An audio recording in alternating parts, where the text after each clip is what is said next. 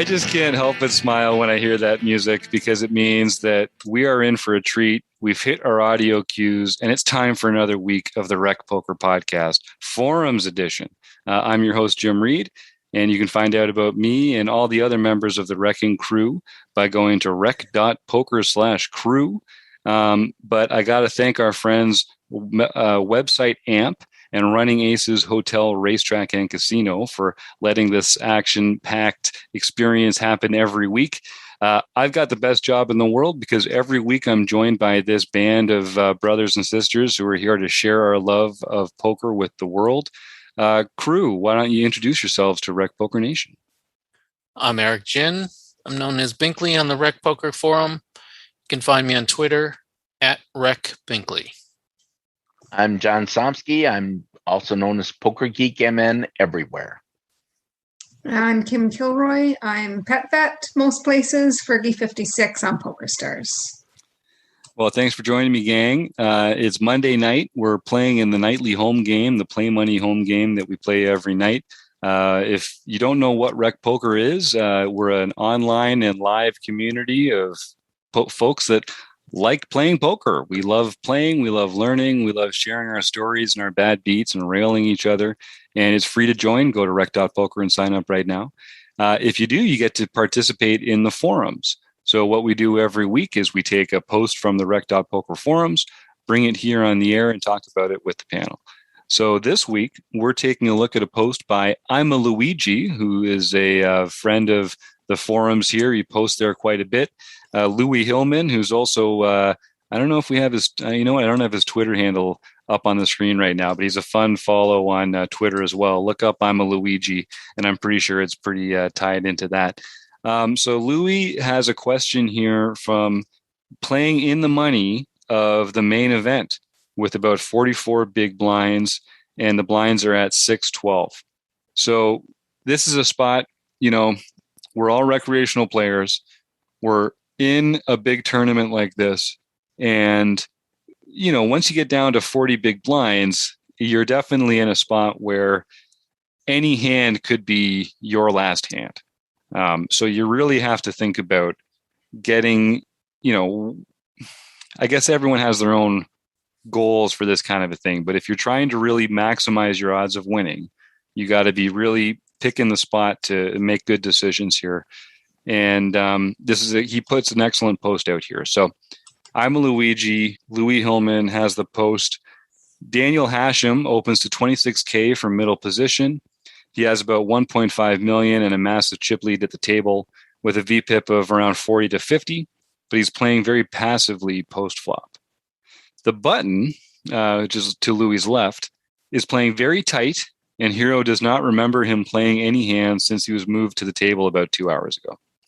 So the middle position player, Daniel Hashem, opens to about 2.2 big blinds, and Louie is sitting there with the king of spades, 8 of spades.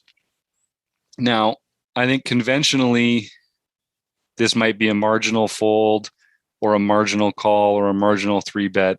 It is one of those cusp hands that has some good qualities, but it's just not that strong a hand. Louie talks about that in his post and says that because the opener is playing so wide and because the button is playing so tight, he was inclined to call with this hand and essentially widening his calling range pre-flop. So if the person to your right is opening wide and the person to your left is tight, then you should definitely be shrinking your folding range. But whether we should be expanding our calling range or taking some of those hands and putting them into a 3-bet range is a question I thought we could talk about here with the group. So this is one of those hands that has a lot of things going for it.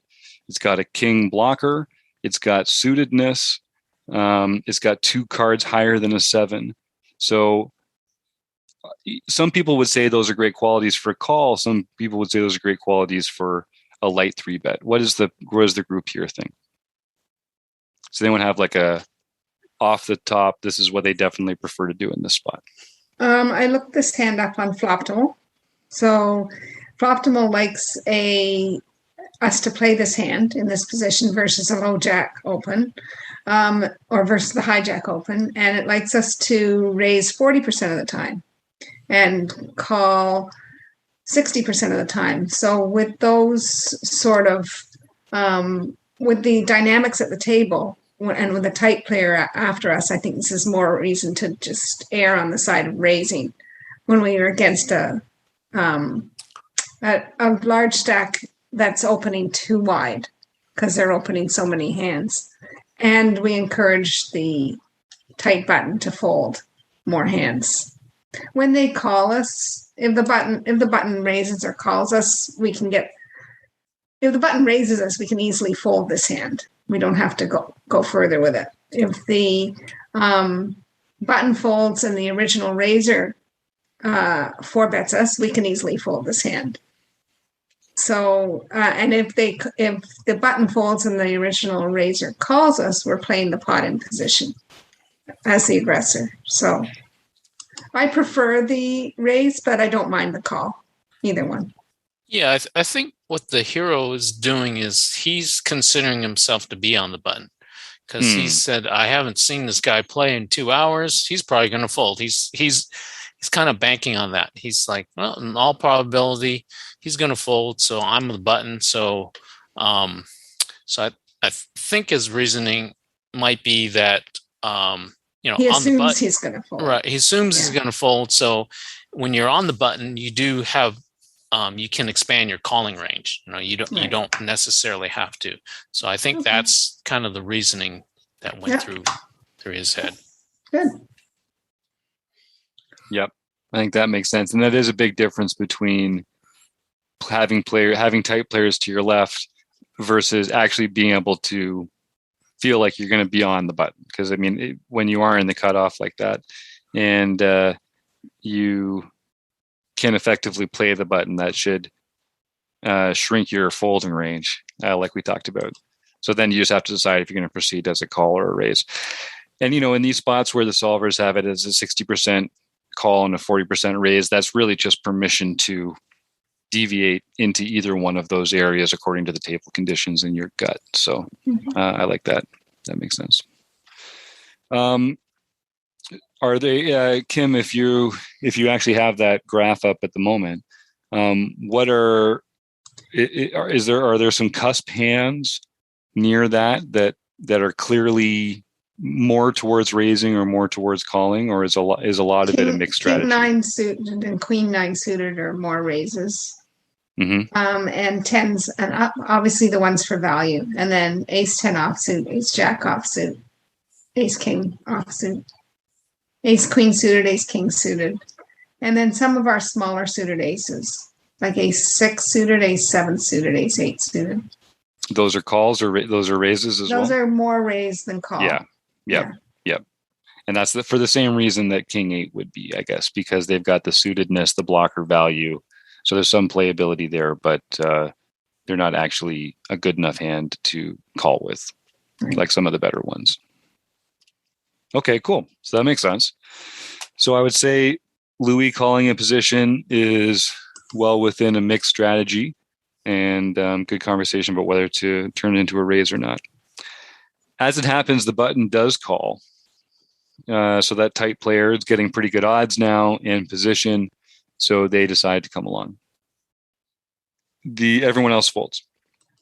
The flop comes King of Diamonds, Jack of Diamonds, 8 offsuit.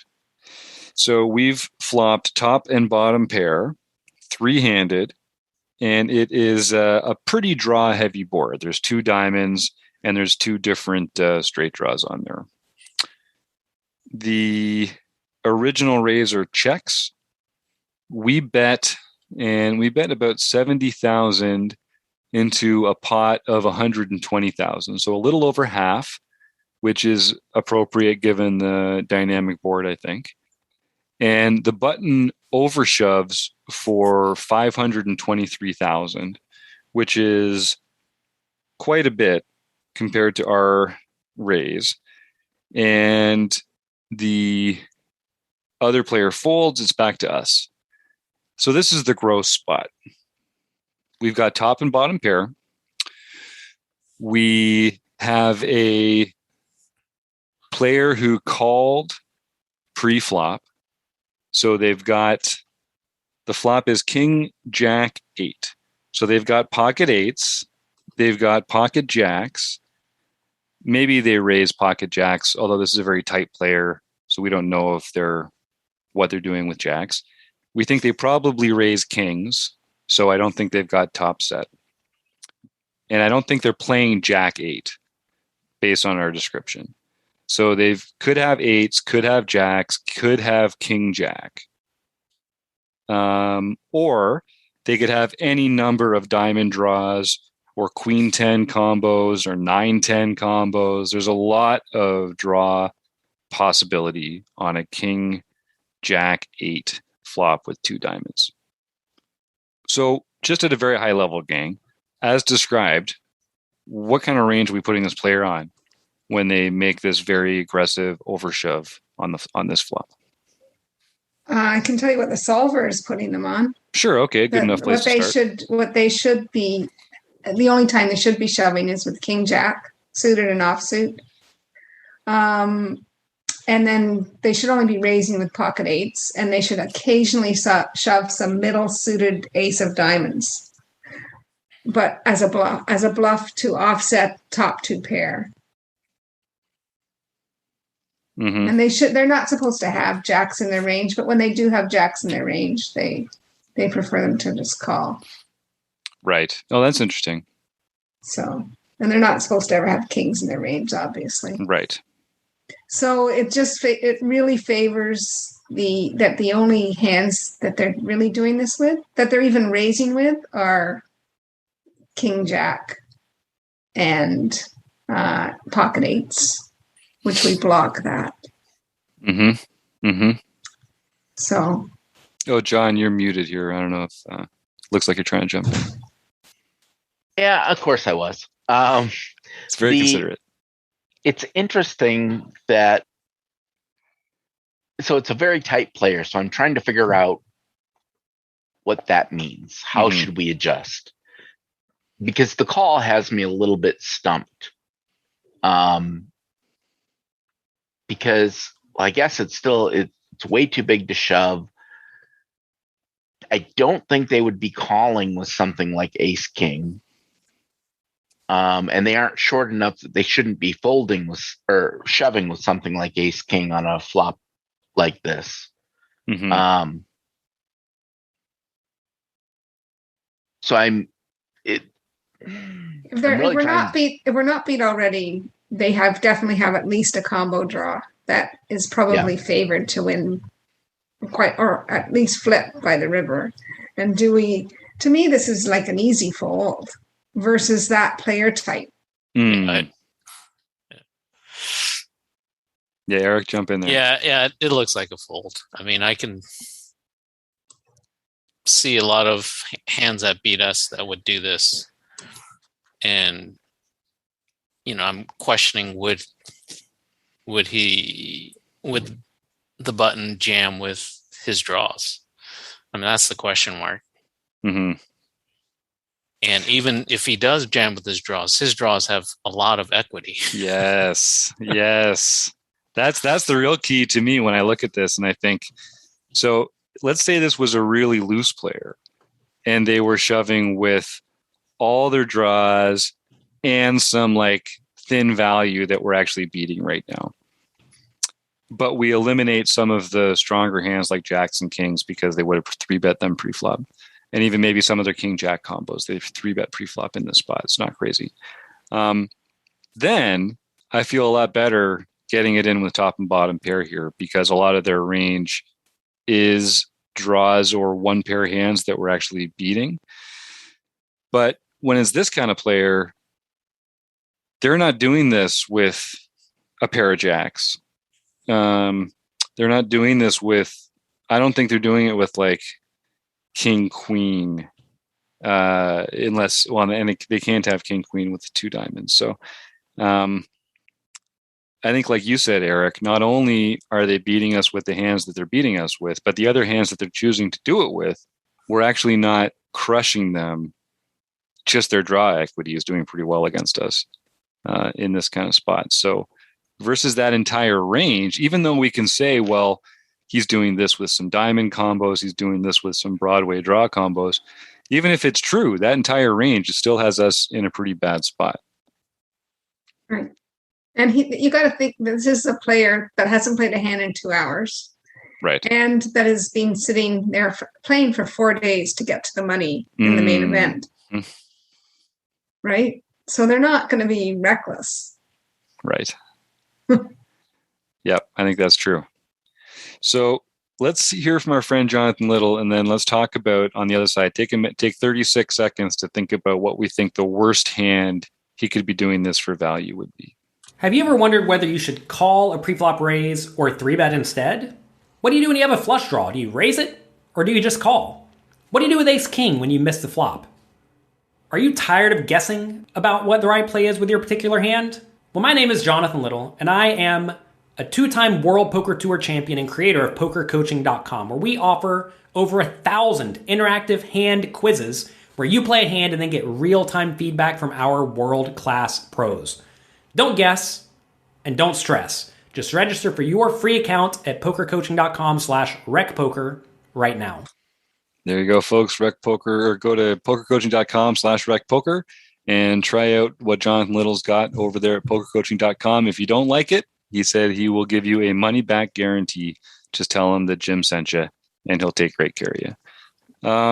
So I just don't think this player is doing this even with King 8. I think they're only doing it with King Jack or Jacks or 8s of their value hands. And obviously we're crushed by that range. And I just don't see this player getting out of line with some of those draws. Yeah, Kim? Do you think they do it with ace-king, with the ace of diamonds?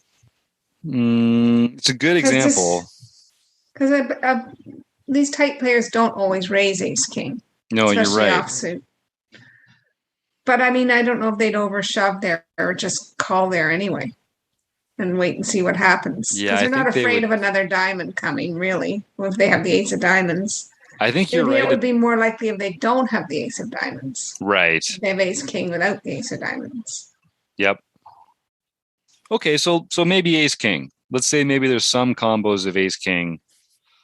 I again, I'm not sure this player type does as we've described them, because it feels like they don't want to go home on a second best hand, right? Like that's the player that we've talked about. But I think they might have it. I think it's possible to have ace-king here. Yep.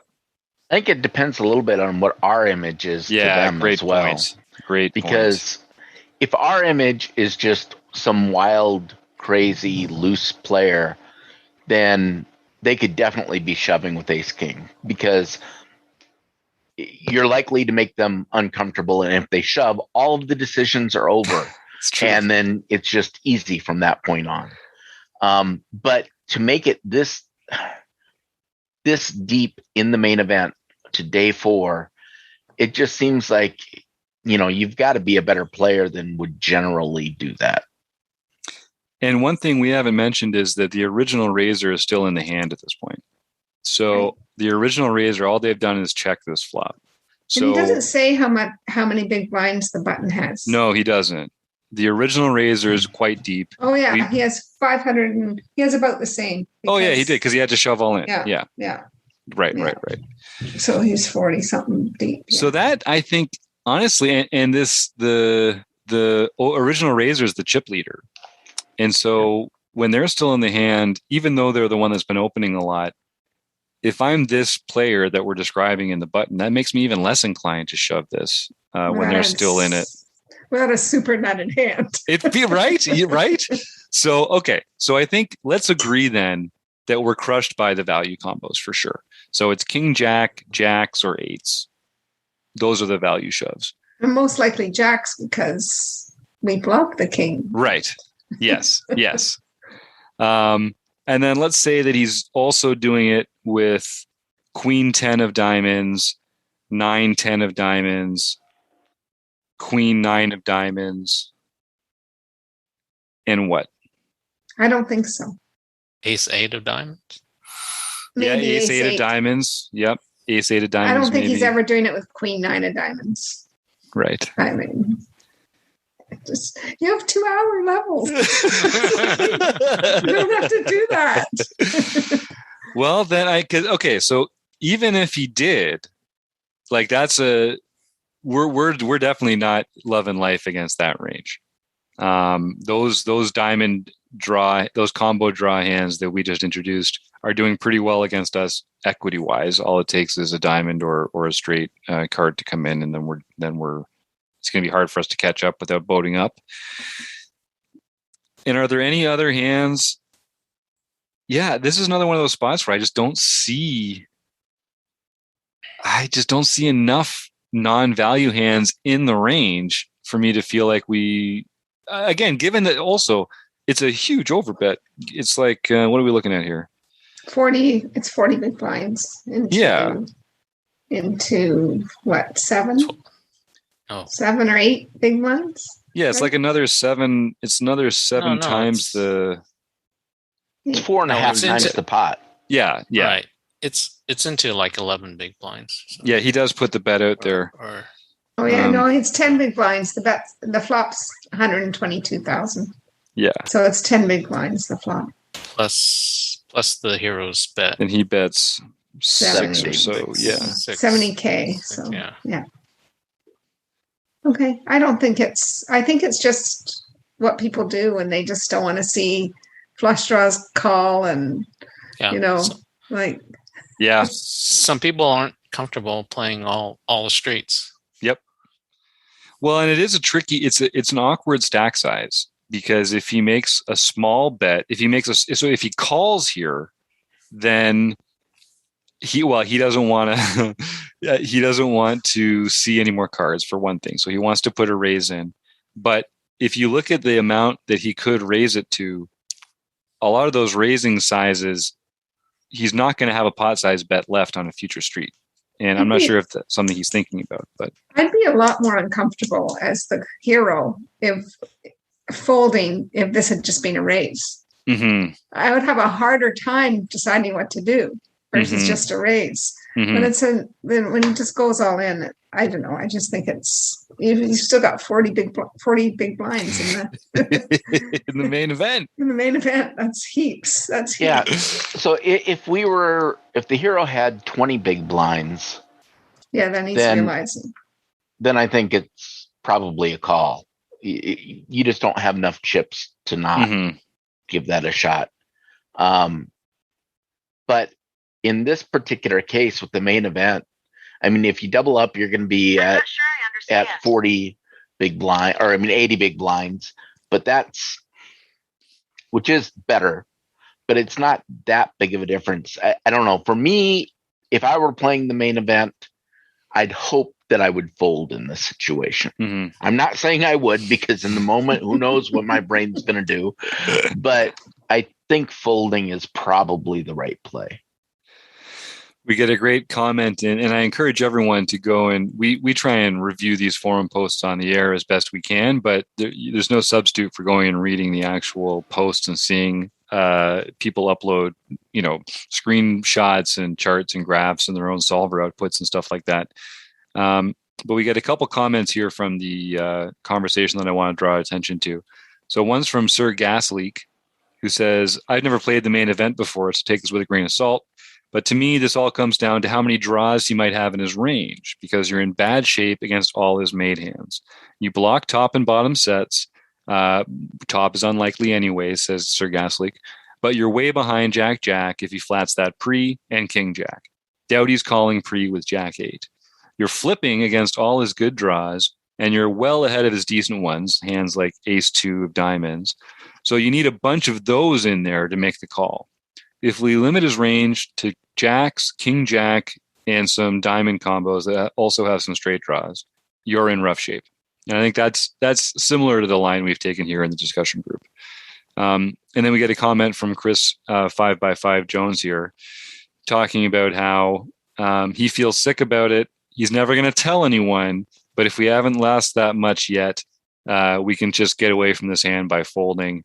And he just doesn't think that this villain is going to risk their entire main event on an unmade hand. And we're behind all the made hands. So, I mean, I think there's something to that. So I guess for this group, what would the range have to be that we would put our opponent on to make calling with king 8 here something that we felt good about? Because we can say, oh, well, if they were a more aggressive player or if the stacks were this, but what actual range of hands, how wide would it have to be for us to feel good about calling with king 8 here, given that they have all these 2-pair hands that have us beat? They've got the sets. They've got the strong draws.